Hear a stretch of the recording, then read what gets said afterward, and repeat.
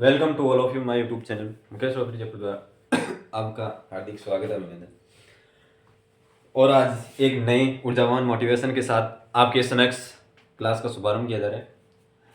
मुश्किलों से कह दो उलझा ना करे हमसे, मुश्किलों से कह दो उलझा ना करे हमसे, हमें हर हाल में जीने का हुनर आता है। जितनी भी आपके पास मुश्किलें आती है उन मुश्किलों से कह दो कि एकदम हम निश्चित सफल होकर आपके सामने एकदम जरूर आपकी सफलता का निचोड़ रखेंगे। हमें किसी भी हाल में किसी भी स्थिति में झुकना नहीं है, चाहे कैसा भी हो, कैसी भी परिस्थिति आए उस परिस्थिति का सामना हमें करना होगा। तो आज की क्लास को मैं हम हार्दिक स्वागत के साथ आपका क्लास को शुभारंभ करते हैं, जिसमें आपके साथ मैथमेटिक्स का पोर्शन में परसेंटेज चल रही थी। इस परसेंटेज के अंतर्गत मैंने लगभग 4 क्लासेज लेक्चर करवा चुका था और अनेक कॉन्सेप्ट भी करवाए। अब नेक्स्ट कॉन्सेप्ट के साथ अगली कड़ी का शुभारंभ करते हुए यहाँ हम कुछ ऐसे कॉन्सेप्ट की बातें करेंगे जिसमें आपको चुनाव पर आधारित क्वेश्चन किस प्रकार के किए जाते हैं। भाई आपके इलेक्शन आते हैं, उस इलेक्शनों में त्रुटिपूर्ण किस प्रकार से पाई जाती है। जैसा कि कोई व्यक्ति कोई ग्रामीण विकास यानी सोसाइटी या किसी जिले इलाके की ग्रामीण जनसंख्या हो, उन जनसंख्याओं का एक विस्तार रूप से प्रतिशत किस प्रकार से निकाला जाए और उन संख्याओं की वृद्धि या निम्नता से किस प्रकार से विभाजित किया जा सकता है। अनेक प्रकार के क्वेश्चनों में हमने चर्चा की थी और अगले इसी क्लास में आगामी क्लास में भी चर्चा करते रहेंगे। यदि आप चैनल पर फर्स्ट बार हो तो लाइक और शेयर करते रहिए। और आपसे फिर से निवेदन करना चाहता हूं कि जितने भी पीछे क्लासेज बनी है उन क्लासों को आप कंटिन्यू रूप से लीजिए, जिससे आपके हर कंपटीशन मतलब जो भी आपकी दिक्कत प्रॉब्लम हो वो मुझे आप अच्छी तरह से सोल्व करा सके। यदि आप मुझे कुछ ना कुछ नई चीज़ों के बारे में अवेलेबल या कमेंट बताओगे भाई क्या कमी है क्या नहीं, तो मैं अगर आप मुझे अरूबरू कराओगे तो हमें को तभी पता पड़ेगा। नहीं ऐसा क्या पता पड़ेगा कि क्या कमी हो रही है, क्या किस प्रकार से आपको दिक्कतें सामने आ रही है। तो यदि आप दिक्कतों का सामना हो रहा है तो आप मुझे जरूर शेयर कीजिए, ठीक है। तो आज के हम क्वेश्चनों को हमारा समय गवाते नए कॉन्सेप्ट की बात करते हैं, जिसमें आपका पिछले कॉन्सेप्ट की क्लास के अंतर्गत एलिगेशन का नियम चल रहा था, फेयर और जॉर्ज प्रिंटिंग का क्वेश्चन चल रहा था। अब उसी क्लास के अंतर्गत आज फिर से उन्हीं क्लासों का दोहराते हुए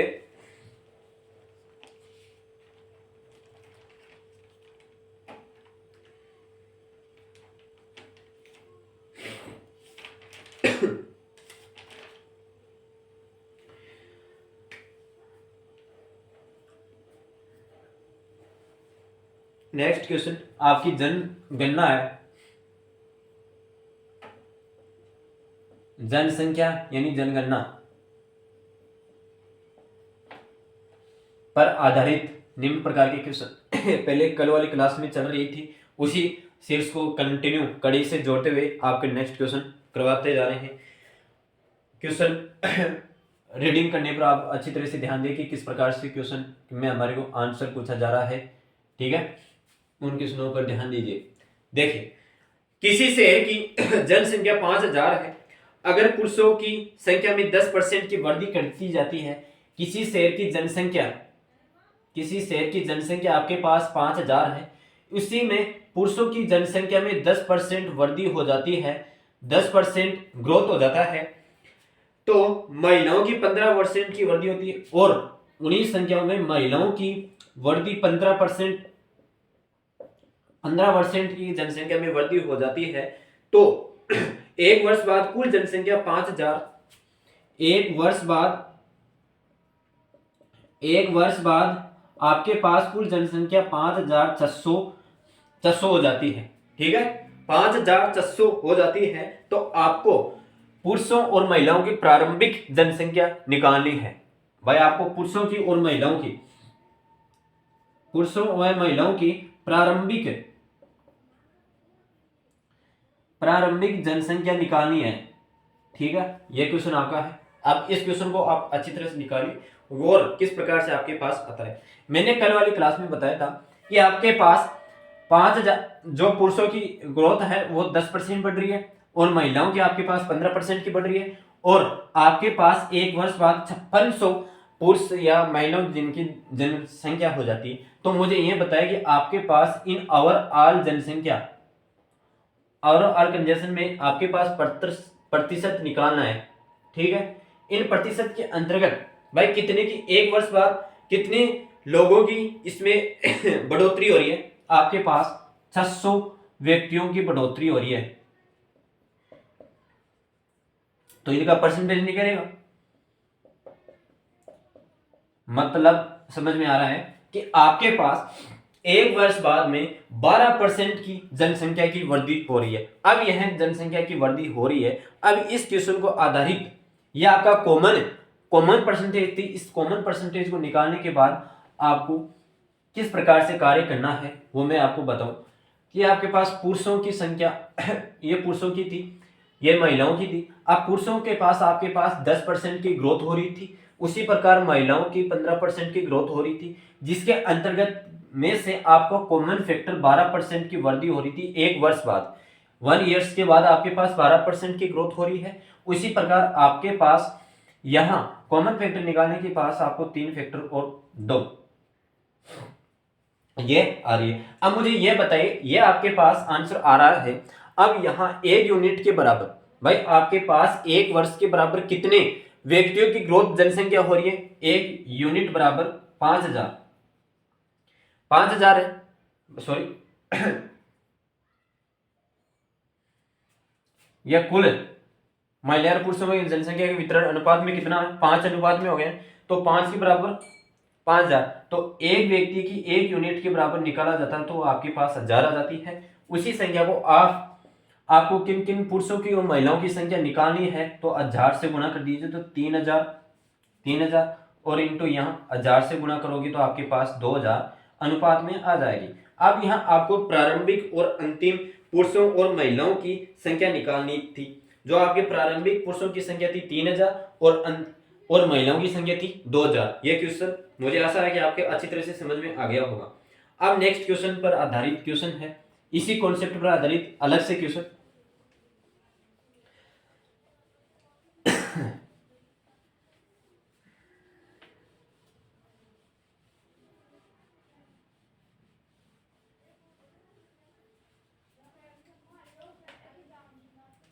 देखिए क्वेश्चन, एक गांव की जनसंख्या 9600 है, एक गांव की जनसंख्या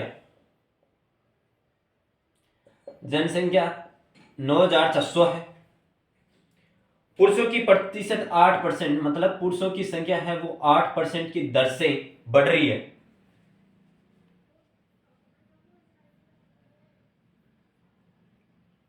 और महिलाओं की 5% जनसंख्या बढ़ रही है, ग्रोथ हो रही है, ठीक है।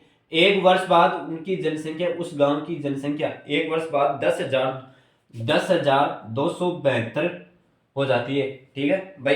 एक वर्ष बाद उनकी जनसंख्या कितनी हो जाती है, 10,772 संख्या हो जाती है।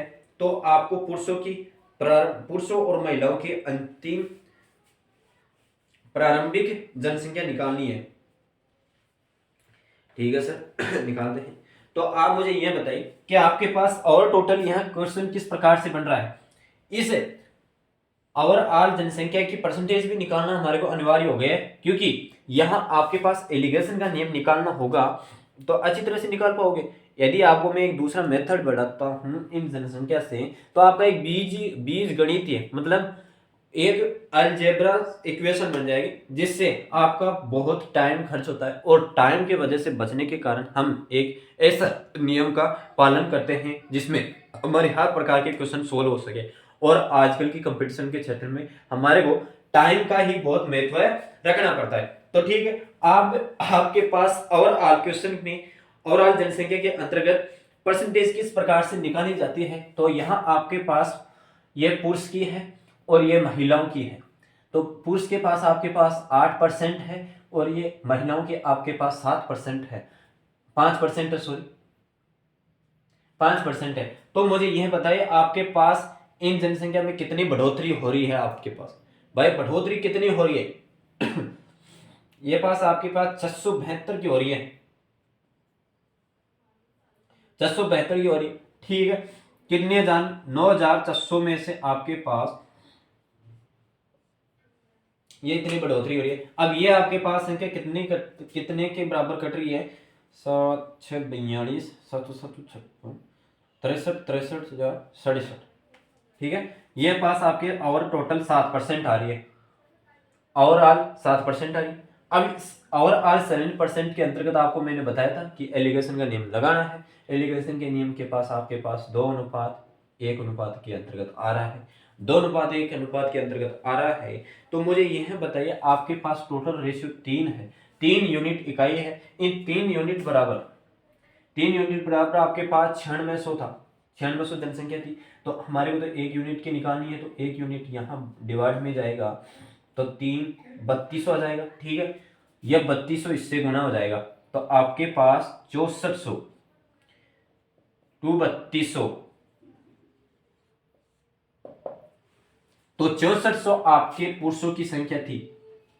64 तो आपके पास पुरुषों की संख्या थी प्रारंभिक में, और अंतिम और प्रारंभिक में महिलाओं की संख्या थी 3200, ठीक है। आई होप कि ये क्वेश्चन आपके अच्छी तरह से समझ में आ गया हो और ये कॉन्सेप्ट भी आपके अच्छी तरह से समझ में आ गया है। अब मैं आपके पास एक नेक्स्ट कॉन्सेप्ट पर चर्चा करता हूं, जिससे पहले आपको थोड़ी सी उस कॉन्सेप्ट के बारे में डिटेल से जानकारी देना चाहूंगा कि आप अच्छी तरह से उस क्वेश्चन को समझिए।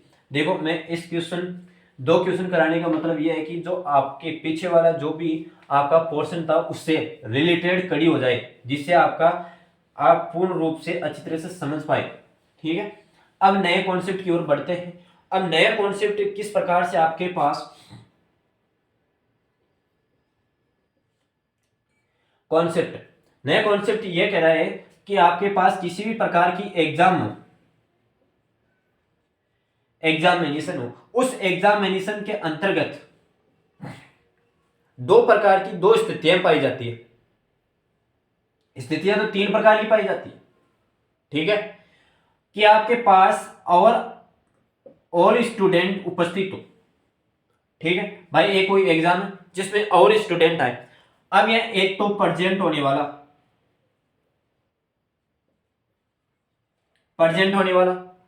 और एक आपके पास एब्सेंट होने वाला। इसी प्रकार आपके पास एग्जाम के अंतर्गत एक तो जो आपके पास की कंडीशन के अंतर्गत आ रहा है और एक फेल की कंडीशन के अंतर्गत आ रहा है। अब यहां जरूरत इस प्रकार की पड़ती है, कोई व्यक्ति यानी कोई स्टूडेंट इतने नंबर प्राप्त करने पर कोई आपको ऑब्वियसली कंडीशन दे दिया जाता है कि इस बच्चे के मतलब कोई भी स्टूडेंट 150 नंबर प्राप्त करे, 500 में से 150 नंबर प्राप्त करता है तो वह पास की श्रेणी में माना जाएगा। यदि इससे नीचे नंबर आ जाता है तो वह फेल की कैटेगरी में आ जाएगा। अब वहां इस प्रकार के क्वेश्चन आते हैं। इस क्वेश्चन में यह पड़ता है कि उस स्टूडेंट को कितना नंबर बढ़ाना चाहिए, कि कितने नंबर इंप्रूव करना चाहिए कि वह स्टूडेंट पास की कैटेगरी के अंतर्गत चला जाए, या उस स्टूडेंट को कितने नंबरों से पीछे रह रहा है, जिसमें और आर टोटल कितने प्रकार के वे क्वेश्चन किए, जिसमें वह क्वेश्चन भाई उस स्टूडेंट को कितने अब क्वेश्चन करने होंगे जिससे वह अपनी एग्जाम पास कर सके, ठीक है। इस प्रकार के क्वेश्चनों की जो इंफॉर्मेशन होती है वो इस प्रकार आती है। अब मैं कॉन्सेप्ट के आधार पर ये समझा चुका हूं। अब यहाँ आप एक पर्सन के माध्यम से समझना चाहोगे जिससे आपको अच्छी तरह से नॉलेजपूर्ण ज्ञान ठीक है।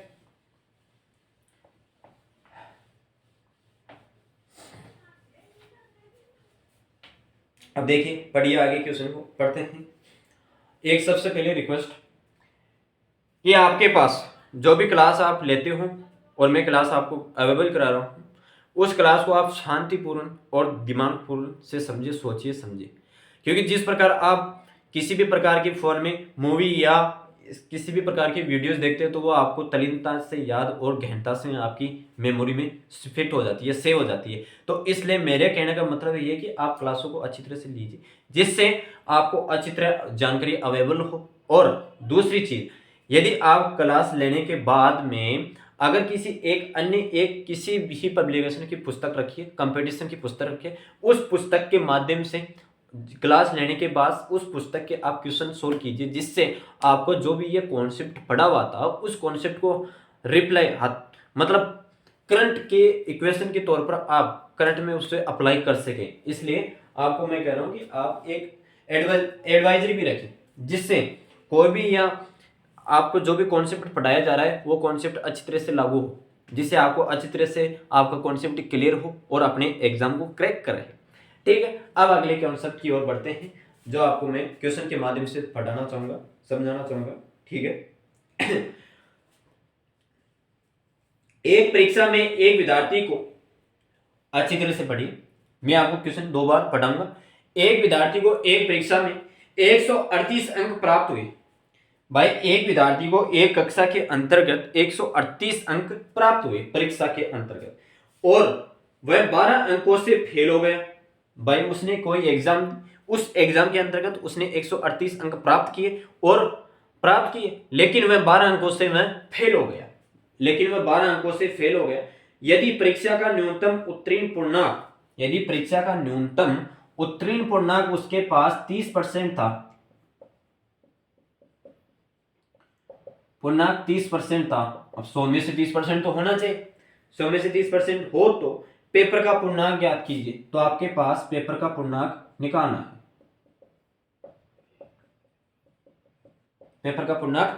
है, उसने प्राप्तांक कितने प्राप्त किए?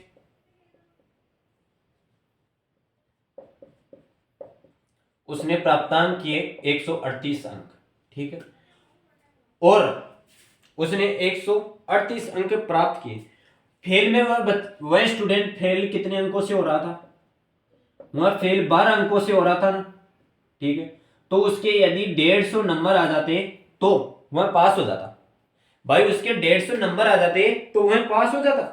ठीक है भाई, उसके 150 नंबर आ जाता तो वह पास आ जाता, क्योंकि आपको जो फेल वाली कैटेगरी होती है, या तो उस नंबर को आप जोड़ दीजिए, आप यदि उस संख्या को जोड़ोगे, भाई इतने संख्या से उसको कैटेगरी दे दिया गया, भाई 12 अंकों से वह फेल हो रहा है, 13 अंकों से वह फेल हो रहा है, 20 अंकों से फेल हो रहा है, तो आप उसको जोड़ दीजिए और टोटल अंकों का रेशियो निकाल लीजिए कि वह आपके पास इतने परसेंटेज के अंतर्गत इतने 150 अंकों के पास वह पास हो रहा है, तो उसके पास 150 अंक होंगे तो वह पास हो जाएगा। ठीक है भाई, 150 अंक होंगे तो वह पास हो जाएगा। अब मुझे यह बताया कि उसके उत्तीर्ण पूर्णांक का 30% था। भाई उत्तीर्ण पूर्णांक का उसके पास 30% था, तो इस 30% का 150 प्रश्नों के साथ क्या मेल होगा? भाई इस 330 परसेंटेज है, ये 30% के 150 क्वेश्चनों का कितना पूर्णांक होगा? ये क्वेश्चन होगा ना। इसी प्रकार मैं आपको बताऊं कि 30% वह प्राप्त करता है, यदि स्टूडेंट 30% प्राप्त करता है तो उसको 150 क्वेश्चन 150 अंक प्राप्त करने होंगे। ठीक है, 150 अंक प्राप्त करने होंगे। देखो यही क्वेश्चन था, और इस क्वेश्चन को यहां लिखने से ही आपको समझ में आ जाएगा। ये और देखिए, ध्यान से समझिए क्वेश्चन क्या कहना चाहता है और क्वेश्चन क्या आपको आंसर रिक्वायरमेंट करनी पड़ती है। भाई 30% के अंतर्गत उसको 150 अंक लाना पड़ रहा था, और ये 30% क्या था? उसका उत्तीर्ण पूर्णांक था। ये विशेष कंडीशन दे रखी थी। ठीक है, अब मुझे ये बताएं कि 1% के अंतर्गत उसके कुल टोटल पूर्णांक कितने होंगे? उसके टोटल पूर्णांक कितने होंगे? ये क्वेश्चन आपको पूछा गया था ना, तो आपके पास 150 क्वेश्चन थे। ठीक है, 150 क्वेश्चन थे, उसमें से 30% उसको पास करना था और 100% यहाँ आपको परसेंटेज निकालनी होती है। तो 100% की आपकी परसेंटेज निकालनी होती है, तो यहाँ आप डिवाइड कर दीजिए, और 5 ये कट गया, तो आपके पास 500 नंबरों का पूर्णांक था। 500 नंबरों का वह पूर्णांक पेपर था आपके पास। ठीक है, उस ऑर्गेनाइजेशन के द्वारा 500 नंबर का पूर्णांक था। ठीक, पेपर। क्वेश्चन को अच्छी तरह से समझ में आ गया होगा, मुझे आशा है। एक बार मैं क्वेश्चन को फिर से आपके पास री आउट करता हूं कि एक परीक्षा में एक विद्यार्थी को 138 अंक प्राप्त हुए, यदि वह 12 अंक कम लाता है तो वह फेल हो जाता है, और वह 12 अंकों से फेल हो रहा है। यदि उसे पास करना है तो उसे 150 अंक लाना होगा। ठीक है, और उसके यदि परीक्षा का न्यूनतम पूर्णांक, यह एक न्यूनतम पूर्णांक था, न्यूनतम उत्तीर्ण पूर्णांक 30% में वह पास हो रहा था, तो पेपर का पूर्णांक ज्ञात कीजिए। तो आपको पेपर का पूर्णांक निकालना था, तो मुझे आशा है कि आप निकाल चुके होंगे। अब इसी प्रकार एक क्वेश्चन अलग से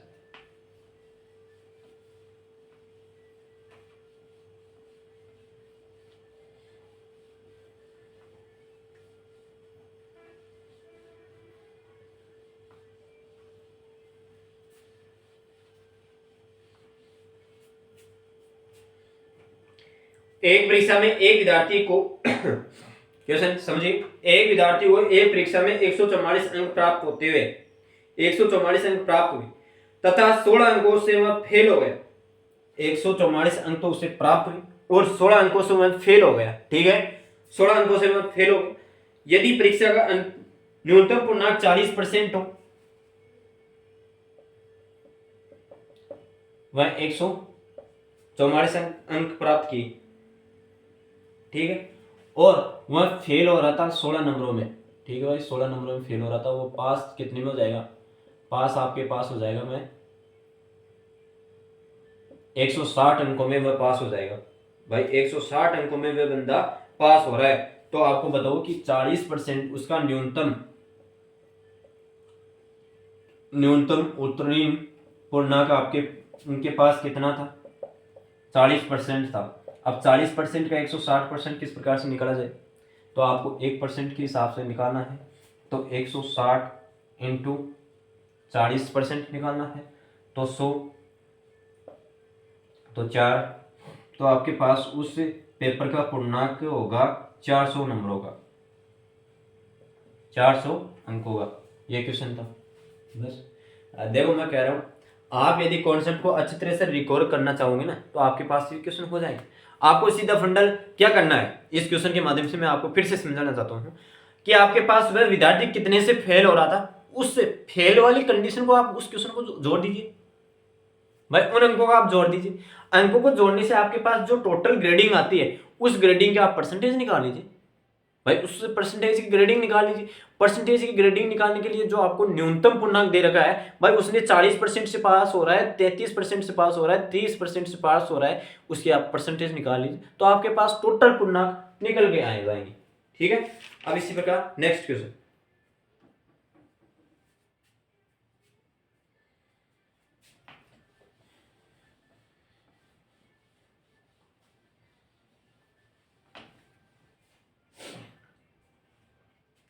किसी परीक्षा में एक छात्र 25% अंक लाकर 210 अंकों में फेल हो जाता है। सुनिए क्वेश्चन। भाई एक परीक्षा में एक छात्र 25% अंक लाकर 25% अंक लाकर वह फेल हो रहा है। भाई साहब देखिए, 25% अंक लाकर 210 अंकों में वह फेल हो रहा है। 210 अंकों में फेल हो रहा है, पेपर तो भारी होगा फिर इसका मतलब। 210 अंकों से फेल हो जाता है, लेकिन वह 55% अंक लाए। यदि वह 55% अंक लाए तो उसके पास 55% अंक लाए तो 240 अंक ज्यादा हो जाते हैं। 240 अंक ज्यादा हो जाते हैं। ठीक है, 200 अंक 40 ज्यादा हो जाते हैं। और प्रतिशत ज्ञात कीजिए। अब इनकी प्रतिशत ज्ञात करनी है आपको। ठीक है, क्वेश्चन को अच्छी तरह से समझने की कोशिश कीजिए। फिर से आपको क्वेश्चन को पढ़ने की मैं आपके पास रखता हूं। एक परीक्षा में एक छात्र 25% अधिक अंक लाकर वह 210 अंकों से फेल हो जाता है अंक लाकर, लेकिन वह यदि 55% अंक लाता है, यदि वह 55% अंक लाता है तो उसके पास 240 अंक ज्यादा अंकों आ जाते हैं। 240 अंक ज्यादा आ जाते हैं, पास होने की कंडीशन से वह ऊपर निकल रहा है। ठीक है, 240 अंक ज्यादा आ जाते हैं तो उसके साथ पास होने वाली की प्रतिशत निकालिए। भाई कितने परसेंट के अंतर्गत मैं पास हो रहा था वो आपको निकालना है। ठीक है,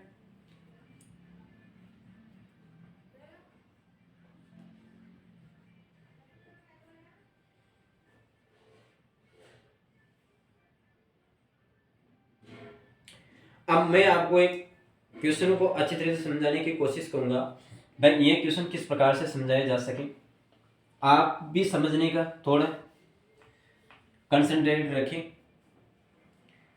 देखो 25% ला रहा है ना, 25% अंक ला रहा है ना, तो वह 210 अंकों में फेल हो रहा है। ठीक है, सीधा फंडा, ध्यान रखिए बात का। भाई 210 अंकों में वह फेल हो रहा है।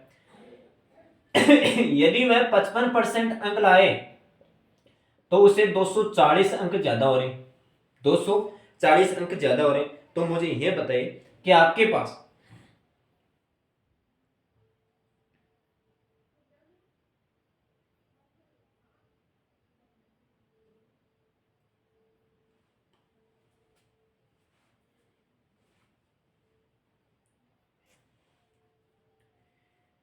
इसमें कितने का अंतर पड़ा आपके पास? 20% का अंतर पड़ा। 20 कहाँ 30% का अंतर पड़ गया है भाई। 30% में अधिक ला रहा है तो उसके 240 अंक प्राप्त हो रहे हैं भाई, 240 अंक प्राप्त हो रहे हैं। तो ये आप ये घटाई 55% माइनस 25%, ठीक है भाई। 55% माइनस 20%। अब ये है आपके पास माइनस 210 प्लस 240 भाई, ये समीकरण है, इक्वेशन है। इस इक्वेशन को और इस इक्वेशन को बराबर करना है हमारे को भाई। बराबर करोगे तो किस प्रकार से होंगे आपके पास? 55 यानी 55 का 240 अंक, सॉरी 240 अंक माइनस प्लस हो जाएंगे, ये अच्छी तरह से प्लस हो जाएंगे, आपको कहने की जरूरत ही नहीं पड़ेगी यहाँ पे। ये 30% अंतर, डिफरेंस 30% आ रहा है और यहाँ आपके पास 450 ये आ रहा है। अब इस 30% का 450 परसेंटेज निकालना है आपको भाई। ये 30% है, इसको आपके पास 30% का 450 निकालना है तो आपके पास ये कट जाएगा 3 एकम 3 और ये 5 थी 15 भाई। 1% बराबर 15 अंक। यदि वह बंदा 1%, यदि वह 15 अंक लाता है, ध्यान रहे बात का, कि वह 15 अंक लाता है तो उसके पास 1% की सफलता प्राप्त होती है उसे, ठीक है। 1% ही बनती है। यदि वह 15 अंक लाता है तो उसके पास 1% पास होता है, 1% पास होता है। तो आपको जिस प्रकार से क्वेश्चन दे रखा था उसी के माध्यम से निकालना है कि यदि वह 25% अंक लाता है, तो यदि वह 25% अंक लाता है तो प्लस उसके पास कितने अंक थे? 210 थे, 210 थे।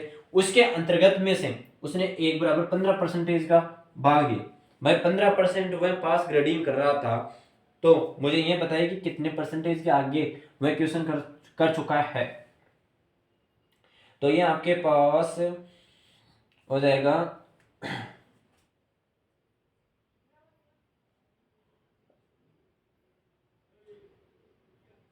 और ये 5, ठीक है। 7 35 70, ये पास आपके पास 14 हो जाएंगे, 14%।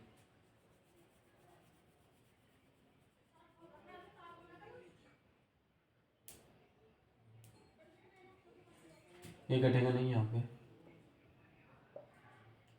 3 एकम 3 7 और 14, हाँ 14%। 25 प्लस 14 यानी 39% में वह व्यक्ति न्यूनतम उसके ग्रेडिंग में जो उसमें पास हो जाएगा, न्यूनतम ग्रेडिंग में पास हो जाएगा। 39 के अंतर्गत वह पास हो जाएगा, ठीक है। अब ये क्वेश्चन आपके पास समझ में आ गया होगा।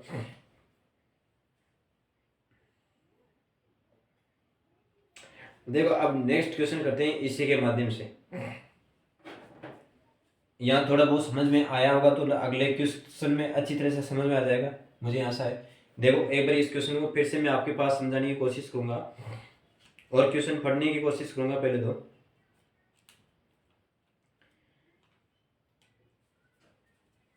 एक परीक्षा है जिसमें 25% अंक लाने पर 25% अंक लाने भाई 25% वह करता है तो उसके पास 210 अंक आते हैं और उसमें वह फेल हो जाता है, ठीक है।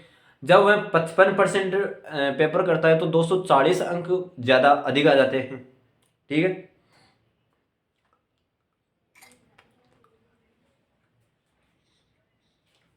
तो आपको कॉमन डिफरेंस निकालना है इसमें भाई, कितने कॉमन डिफरेंस आ रहा है उसका।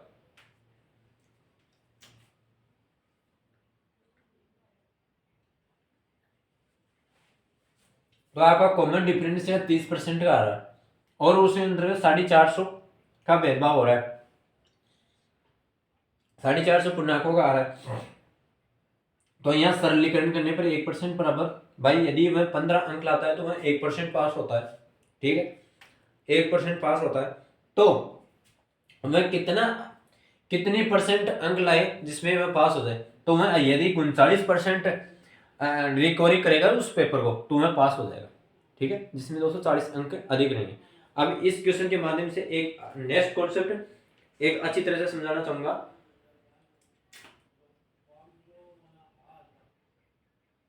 जरा समझने की कोशिश कीजिए।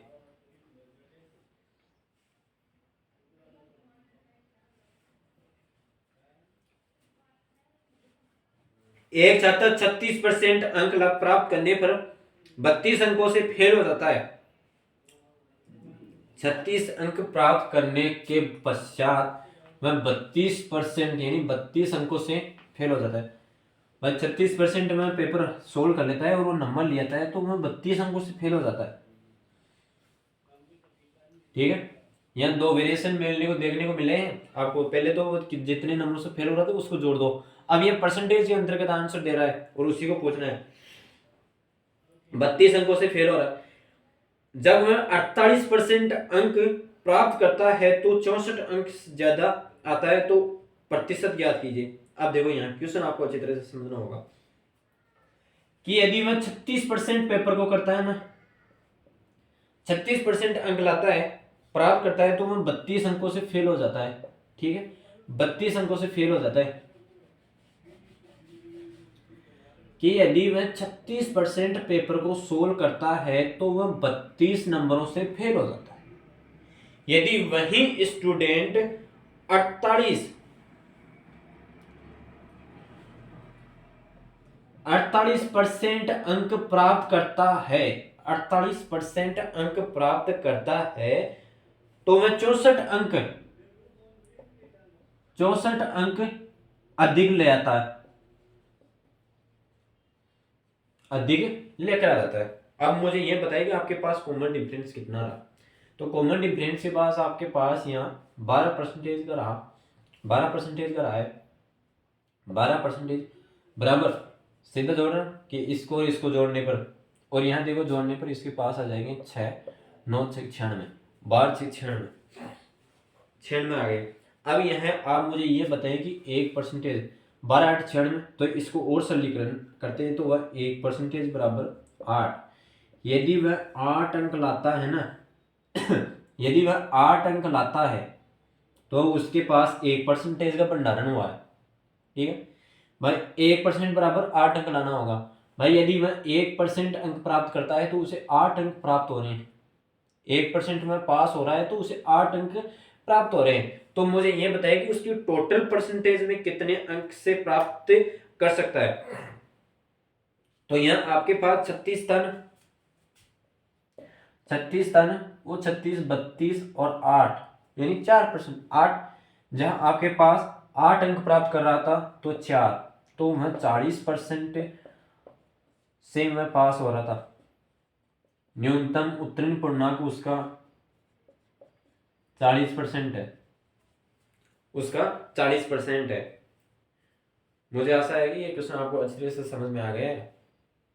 देख लो, अब फिर से एक क्वेश्चन और करा देता हूं मैं यहीं पर, इसी के माध्यम से जो भी आपको कोई भी दिक्कत या प्रॉब्लम हो ना, वो आपको अच्छी तरह से समाधान हो सके। और यहाँ इस एक सीरीज की आप अच्छी तरह से नोट कर लेना कि एक कॉन्सेप्ट के माध्यम से मैं 2 या 3 क्वेश्चन सोल्व कराता हूँ, जिससे आपका हर प्रकार से कॉन्सेप्ट क्लियर हो सके और मेथड भी जारी हो सके। ठीक है, अब नेक्स्ट क्वेश्चन इसी पर आधारित। एक विद्यार्थी को 240 अंक प्राप्त होते हैं।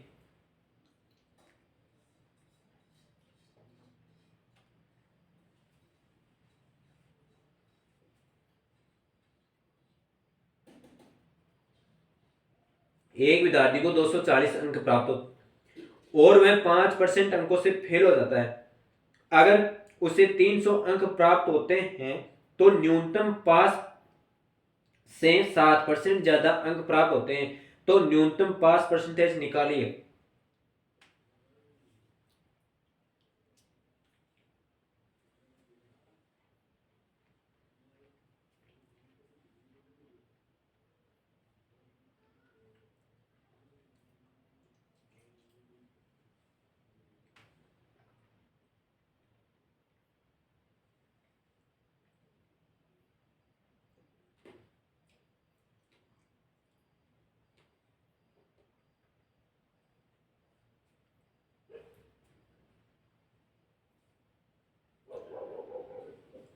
सॉरी, चलो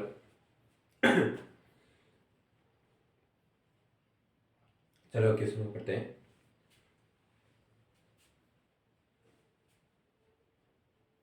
एक विद्यार्थी को 240 अंक प्राप्त होते हैं। एक विद्यार्थी जिसे 240 अंक प्राप्त होते हैं, 240 अंक प्राप्त होते हैं, ठीक है, और वह 5% अंक से फेल हो जाता है, -5% से वह फेल हो जाता है, ठीक है। यदि वह 240 अंक प्राप्त करता है तो -5% से वह फेल हो जाता है। और अगर उसे 300 अंक प्राप्त करने होते हैं, यदि वह 300 अंक प्राप्त करता है, भाई वह 300% अंक प्राप्त करता है, तो न्यूनतम पास से वह 60% ज्यादा हो जाता है। जो आपके पास न्यूनतम अंक है ना, न्यूनतम अंक से 7% में वह पास हो रहा है, 7% में वह पास हो रहा है, न्यूनतम 7% से वह पास होता है। तो न्यूनतम उसकी परसेंटेज ज्ञात करो। न्यूनतम न्यूनतम पास प्रतिशत निकालनी है आपको, न्यूनतम 5% निकालनी, कि 240 अंक प्राप्त करता है तो वह 5% माइनस में लॉस में चला जाता है। यदि वह 300 अंक प्राप्त करता है तो न्यूनतम 7% से वह पास हो रहा है। तो आपको न्यूनतम पास परसेंटेज निकालनी है और टोटल की, ठीक है, ओवरऑल की परसेंटेज निकालनी है। तो ये क्वेश्चन का आपको अच्छी तरह से समझना होगा। ये डेटा है, अब इस डेटा को देखो किस प्रकार से निकलते हैं कि 240 के अंतर्गत तुम -5% पास हो रहा है, 300 के अंतर्गत तुम्हें 7% से पास हो रहा है। तो मुझे ये बताइए इस क्वेश्चन के अंतर्गत किस प्रकार से आता है। तो गठाने पर 60 अंक आएगा ना, तो उसका 60 अंक आएगा तो -12%। तो उसे न्यूनतम कितने परसेंट के अनिवार्य होगी कि वह 5 अंक बराबर 1%, यदि यदि वह 5 अंक लाएगा तो वह 1% पास होगा। अब वह कैसे, देखो मैं बताऊं कि 60 और 12 पंजे इस प्रकार से 12%, 12 अंक यहाँ आ गए, ये समझ में आ गया होगा। 1% बराबर उसे 5 अंक है, तो उसके पास टोटल ओवरऑल अंक कितने थे, 240 थे।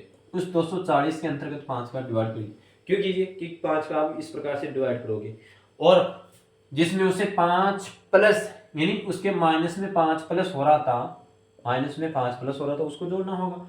तो आपके पास 5 चौका 24, 4, ये आपके पास कितने आने चाहिए, 5 चौका 20, 12 पंजे 60, 4, 24, 24 दूना 48, प्लस 5, 53%। तो उसे न्यूनतम 53% अंक हासिल करने होंगे। न्यूनतम उसे 53% होने पर वह पास की कैटेगरी में जाएगा सर वो, ठीक, न्यूनतम 53% का। एक विद्यार्थी को 240 अंक प्राप्त होते हैं और वह 5% से फेल हो जाता है अगर उसे 300 अंक प्राप्त होते हैं। देखो यहाँ कहने की बात है कि डेटा को चाहे इस लेफ्ट साइड में देखो चाहे राइट साइड में रखो, डेटा आपको एग्जैक्ट रखना है, नियम रूल वो ही लगेगा, इसमें आप किसी भी प्रकार से टेंशन ना लें। यदि वह परसेंटेज देकर आपको अंक पूछकर आंसर पूछता है, यदि अंक देकर परसेंटेज पूछ रहा है तो आपको घबराने की कोई जरूरत नहीं है, ठीक है। अब नेक्स्ट क्वेश्चन आपके साथ नेक्स्ट कॉन्सेप्ट है चुनावों पर आधारित। जो भी आपके इलेक्शन होते हैं उन इलेक्शनों पर किस प्रकार की परसेंटेज की होती है, जो भी आपका परसेंटेज समीकरण बनता है ना इलेक्शन का, इलेक्शन के समीकरण किस प्रकार से बनते हैं भाई, हम उस व्यक्ति 40% उस व्यक्ति से अधिक निकल रहा है, 10% से वह अधिक निकल रहा है, वह 5% से वह नेता चुनाव आगे जीत में हासिल कर रहा है, इस प्रकार के जो भी इक्वेशन वो आंकड़े बनते हैं। अब ये तो आपको भी पता है कि ज्यादा जनसंख्या होने के वजह से भाई हर संख्या को एक साथ इकट्ठा करके गिना नहीं जा सकता, लेकिन उन संख्या को डिवाइडेशन में करके आपको पूछा जाता है भाई इस संख्या की इतनी प्रतिशत रिक्वायरमेंट हुई है।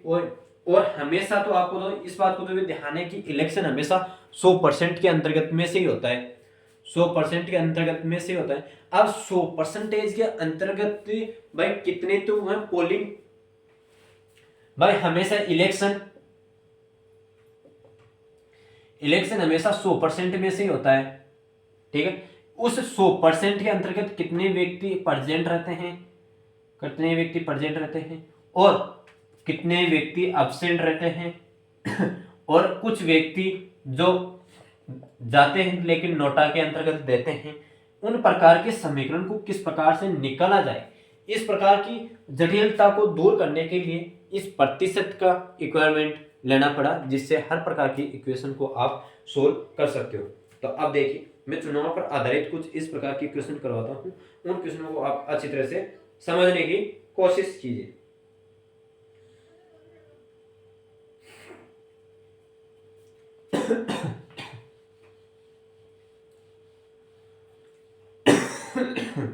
अब देखिए, एक चुनाव में दो उम्मीदवार भाग लेते हैं। भाई एक चुनाव है, उसमें दो उम्मीदवार भाग लेते हैं। यहाँ देखो उम्मीदवार है ना, दो भी हो सकता है, तीन भी हो सकता है, चार भी हो सकता है, कितने भी उम्मीदवार हो सकता है, लेकिन वह उम्मीदवार हमेशा 100% के एरिया को ही कवर करेगा, ज्यादा को कवर नहीं कर सकता।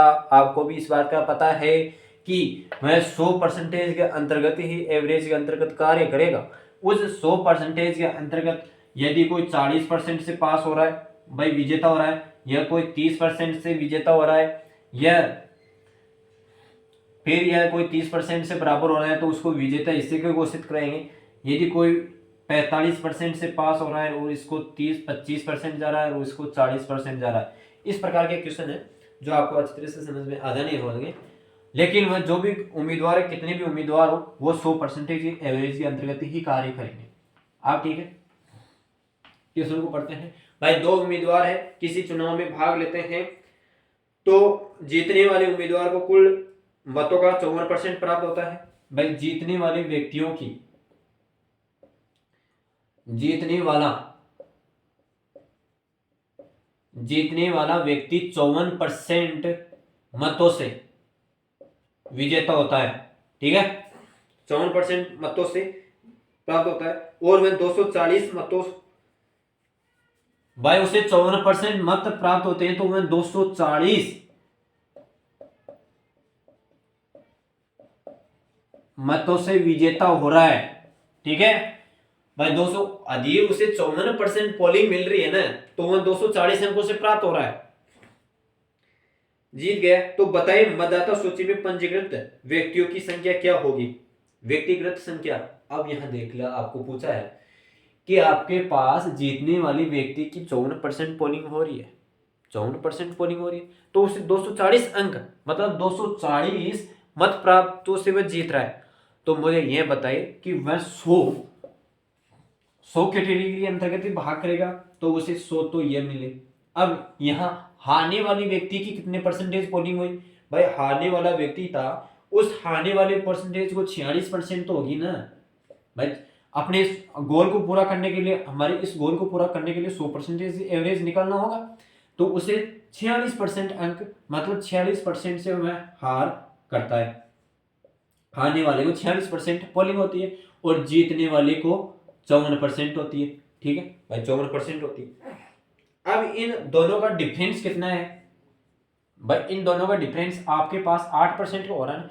भाई इसमें से आप 8 जोड़ो, तो आपके पास 14 और एक 54, ठीक है भाई, 8% का हो रहा है। यहाँ डिफरेंस कॉमन आपके पास 8% का हो रहा है, तो उस 8% के अंतर्गत 240 वोटों का खेल है, उस 8% के अंतर्गत 240 वोटों का खेल है, तो 1% बराबर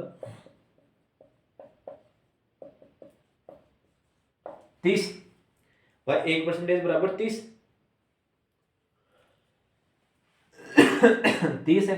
तो यहां आपको क्या पूछा है, भाई उस व्यक्तियों की, उस गांव में वोट देने वाले की व्यक्तियों की पंजीकृत संख्या, पंजीकृत व्यक्तियों की संख्या पूछ रहा है आपको। भाई उसकी पंजीकृत संख्या कौन सी है, पंजीकृत संख्या कौन सी है, तो वहां देखो 8% से 240% अंक हासिल कर रहा है, तो 1% के अंतर्गत वह किस प्रकार से व्यक्तियों की कुल टोटल विजेता होगी आपके पास। भाई आपके पास कुल टोटल विजेता कितनी होनी चाहिए, तो 240 इंटू 8 इंटू 100% के बराबर इक्वेशन हो गया। तो यहाँ आपके पास आ जाती है 30, तो 30 इंटू 100 यानी 3000 उस गांव की टोटल जनसंख्या थी। 3000 लोगों ने पार्टिसिपेट किए थे उन वोटों की इलेक्शन के अंतर्गत। उम्मीदवार ने भाग लिया, मतलब उस गांव की 3000 जनसंख्या थी, जिसमें से पोलिंग करते वक्त 54% लोगों ने इसे ए विजेता को घोषित किया और 46% एक अलग को घोषित किया। अब नेक्स्ट क्वेश्चन इसी पर आधारित आपको अच्छी तरह समझाने की कोशिश करूंगा। देखिए, इसी पर आधारित आपको क्या करना है कि जो आपको जीतने वाला है ना, उस जीतने वाले डेटा के साथ ही सब कार्य करना है। भाई वो जीत रहा है, कितने परसेंट से जीत रहा है, तो उसे ओवरऑल 100% के अंतर्गत से जीतेगा। उस 100% के अंतर्गत जितने भी व्यक्ति या उस सोसाइटी में जितने भी व्यक्ति होंगे उसकी गणना होगी। अब देखिए नेक्स्ट क्वेश्चन, भाई एक चुनाव में 2 उम्मीदवार भाग लेने वाले हैं और जीतने वाले उम्मीदवार को 58%। अब फिर से देखो भाई, जीतने वाले व्यक्ति को 58% मत यानी मत से वह जीता, 58% मतों से वह जीता, प्राप्त हुए तो वह जीता। और वह 960, भाई उसे 58% पोलिंग हुई ना, वो जीत गया, तो 960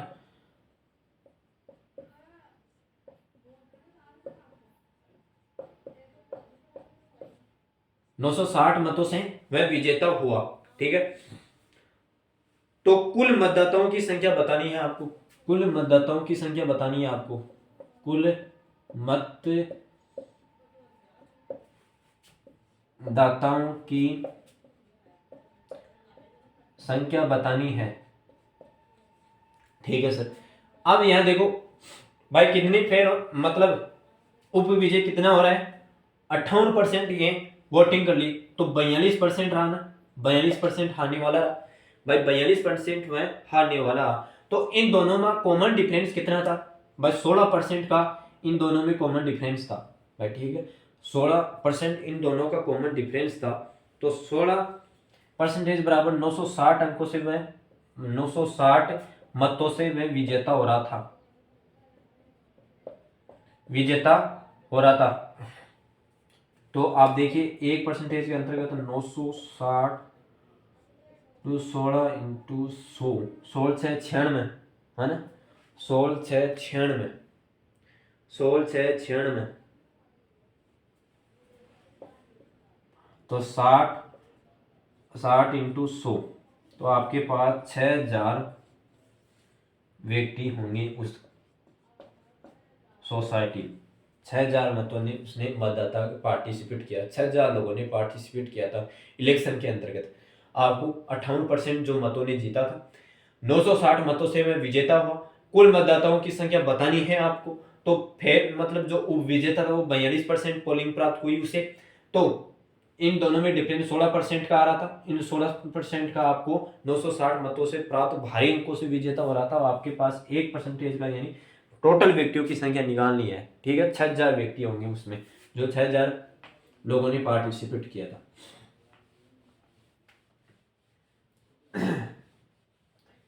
और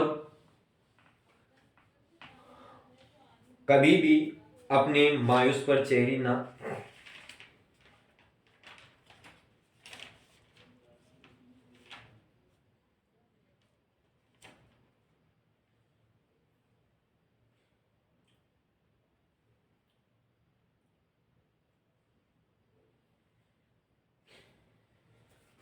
थोड़ी सी आपसे भी बातें चीतें करूं, मैं किस काम का है किस, देखो हमेशा आपको एक आपकी सफलता तय करने के लिए पढ़ाई भी होती है, पढ़ाई के साथ साथ दैनिक दिनचर्या भी बहुत कायम रखनी पड़ती है, और दूसरी चीज़ आपके पास जितने भी मॉरल कर्तव्य है आपके फंडामेंटल, उनको भी अच्छी तरह से ध्यान में रखना पड़ता है।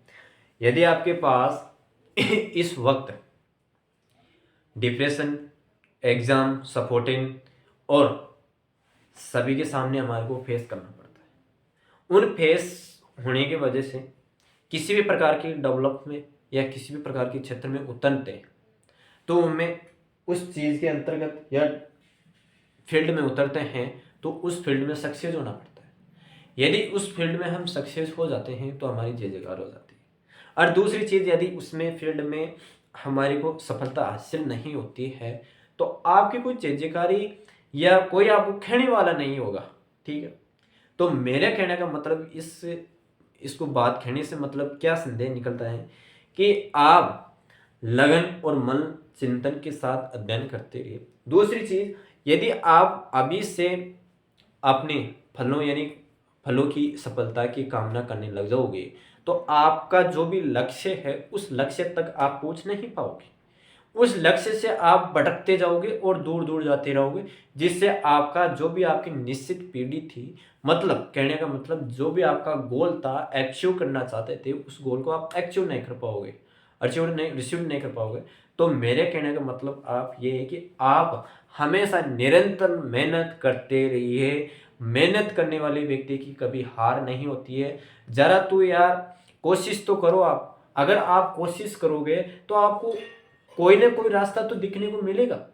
और एक शिक्षा का क्षेत्र ऐसा है कि आप इस शिक्षा के क्षेत्र में जुड़ तो गए, लेकिन इस शिक्षा के क्षेत्र में यदि आप अपनी भावनाओं में के आप अध्ययन करना चाहो और उन अध्ययन को अपनी जो भी आपकी कैपेसिटी है उस कैपेसिटी को किस प्रकार से प्रकट करना चाहते हो, आपकी एक्यूरेसी क्या है, आप किस प्रकार के ज्ञान को एकत्रित करके उसको कहाँ अप्लाई करना चाहते हो, वो आपको एक्यूरेसी होनी चाहिए।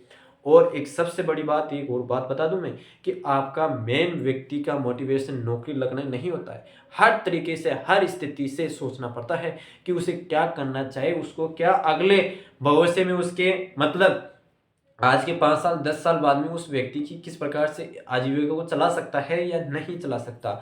और आज के ज़माने को देखते हुए भ्रष्टाचार के चारों तरफ हो रहा है, तो मेरा कहने का मतलब ये है कि आपके पास जो भी एकत्रित है ना शिक्षा है उसको आप अच्छी तरह से गहनता से ग्रहण कीजिए, शांतिपूर्वक ग्रहण कीजिए।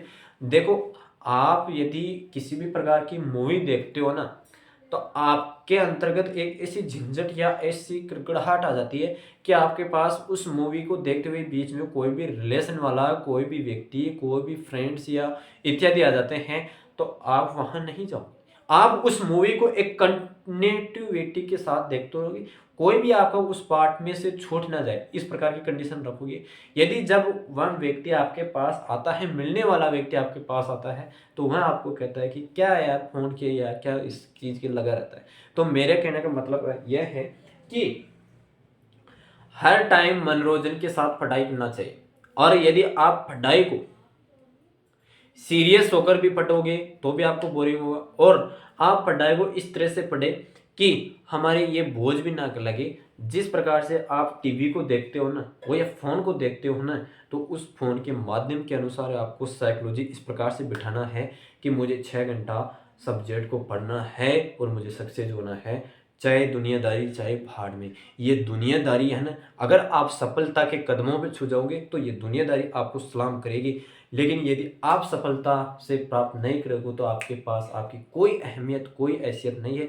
जितना भी पढ़ा हो, कुछ भी पढ़ा हो, कुछ भी नहीं होगा। और यहाँ आपका चल रहा है कि किसी भी प्रकार से नौकरी पाले नौकरी पाले नौकरी पाले। देखो सर, मेरा कहने का मतलब ये है कि नौकरी लेना ही एक अच्छा कार्य नहीं, उद्देश्य नहीं है। आप यदि जीवन में अच्छी से अच्छी कठिनाइयों का सामना करना सीख गए हो तो आपको अच्छी तरह में सफलता प्राप्त हो सकती है। और जो बंदा कंपटीशन के क्षेत्र में उतर जाता है और उसे अनेक प्रकार की कठिनाइयों को देखने मिलता है तो वह व्यक्ति सफल जरूर अवश्य होता है। आप तो बस लगातार मेहनत करते रहिए, मेरी क्लास इसी प्रकार से आगे बढ़ती रहेगी। और मैं अब मेरा समय गवाते नहीं आगे क्लास को कंटिन्यू करता हूँ, ठीक है। क्योंकि मैथमेटिक्स के अंतर्गत कुछ ऐसी चीज़ें आती हैं जिसे आपको भी रूबरू करना पड़ता है। और आपको भी यदि बीच के अंतर्गत मोटिवेट मिलता रहे तो आप भी कुछ चीज़ें उस चैप्टर को पढ़े और क्लियर कर सकते हैं। मेरा उद्देश्य तो यही है। अब ठीक है, हम क्वेश्चन को करते हैं। नेक्स्ट क्वेश्चन किस प्रकार की कड़ी आपके पास समक्ष रखता हूँ। उन्हीं चुनावों पर आधारित क्वेश्चन है, पर इसमें थोड़ा मेथड अलग होगा कि किस प्रकार से क्वेश्चन करने पड़ते हैं।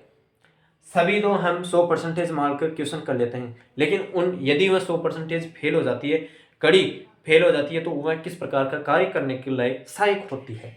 तो ठीक है, समझिए भाई, एक चुनाव में 2 उम्मीदवार भाग लिया, 20% मतों से अवैध घोषित हो गया।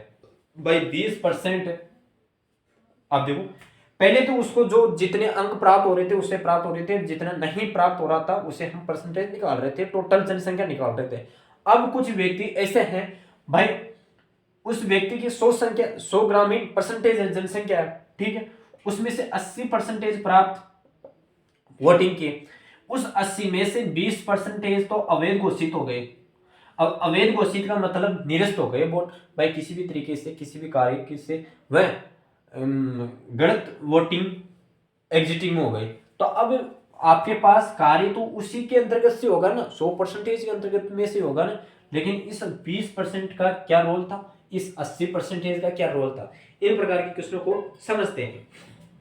20% से अवैध घोषित हो गया और जीतने वालों में वैध मतों का 70% प्राप्त है करता है, तो क्षण में 100 मतों से जीत जाता है, तो कुल मतों की संख्या बताइए। अब देखो, मैं क्वेश्चन को अच्छी तरह से आपको रीड आउट कराता हूं, समझिए, जरा ध्यान करके समझिए।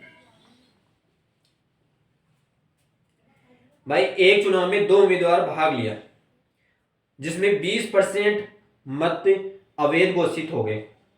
भाई 20% तो आपके पास मत अवैध घोषित हो गए, और जीतने वाले के वैध मतों का 70% था, जीतने वालों का 70% था, ठीक है।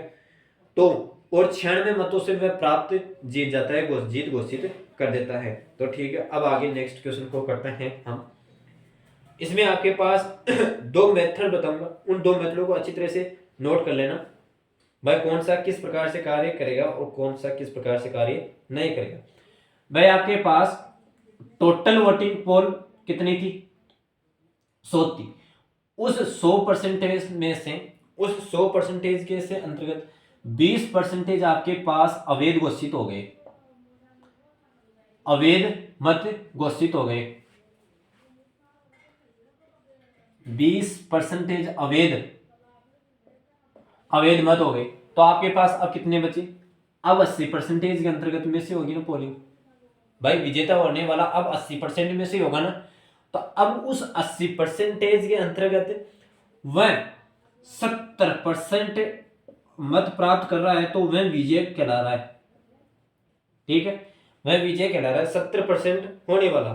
तो मुझे यह बताइए, अब इस 80% के अंतर्गत में से आपके पास यहां तो कैटेगरी 100 का ही रहेगा ना, यहां तो पोलिंग आपके पास 100 की रहेगी ना, तो यहां आपके पास हारने वाली व्यक्ति की कितनी परसेंटेज होगी, हारने वाली व्यक्ति की 30% होगी, ठीक है। 30% मतों से वह हार जाएगा, 30% में हार जाएगा।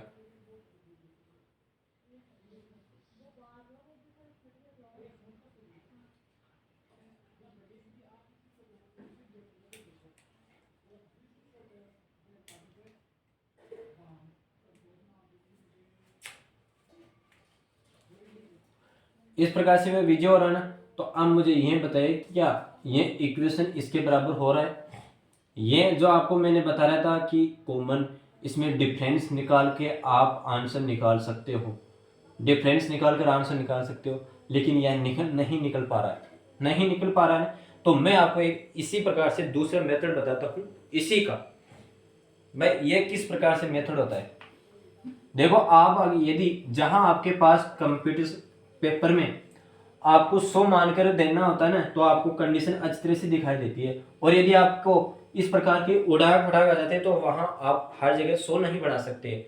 अब आपको क्या करना है भाई, मानना कि हमारे पास कुल टोटल वोट थे वो x थे, और मैथमेटिक्स के क्षेत्र में मानकर ही काम किया जाता है, मानो या ना मानो, लेकिन हम तो मानकर ही काम करेंगे, ठीक है। हम तो XYZ मानकर ही काम करेंगे। यदि आओ हमारी कुर्सी के अंतर्गत मिलना चाहो, तो हम तो x के बराबर ही कार्य करेंगे, ठीक है। इसी प्रकार भाई आपके पास माना कि हमारे पास टोटल पोलिंग है x, कि टोटल पोलिंग है आपके पास x, उस x में से भाई उस x में से आपके पास कितना क्या हो रहा था भाई, उसमें से कितना परसेंट अंक प्राप्त हो रहा था उसे,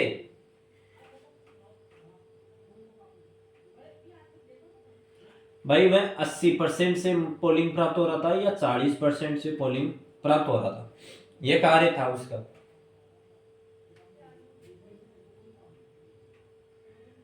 80 से हो रहा था, 80 यानी 4/5 और ये 2/5। तो ये पास आपके पास x था जिसमें 4/5 से में प्राप्त हो रहा था, जिसमें 80% में पोलिंग करा, तो उसके पास 4/5 इक्वेशन की मतलब वहाँ विजेता घोषित हो गई। जब उसके पास अब 80 आ गया, भाई वह व्यक्ति 100 कैटेगरियों के अंतर्गत कार्य कर रहा था, जिसमें से 80 वहाँ गया और 20 उसके अंतर्गत निकाला, तो इन दोनों का टुकड़ा का मतलब जहाँ आपके पास 40% रहा, उस 40% का 2/5 बराबर कितने 9600 पोलिंग के अंतर्गत, भाई 9600 उसके पास पोलिंग थे, उन्हीं पोलिंगों का कार्य वह करता रहा। आप देखो यहाँ आपके पास 4 2 12 8 6 8, तो यहाँ आपके पास 12 चला जाएगा और 25 इंटू 25 हो जाएगा, इंटू 25, और ये 12 2 इंटू 1200, तो कुल टोटल जनसंख्या आपके पास आ जाएगी 12 25 30,000 जनसंख्या उस ग्रामीण क्षेत्र की हो जाएगी। उससे है कि 30,000 जनसंख्या हो जाएगी, 30,000 जनसंख्या उस गांव की हो जाएगी आपके पास, कैसा भी हो कैसा भी नहीं हो।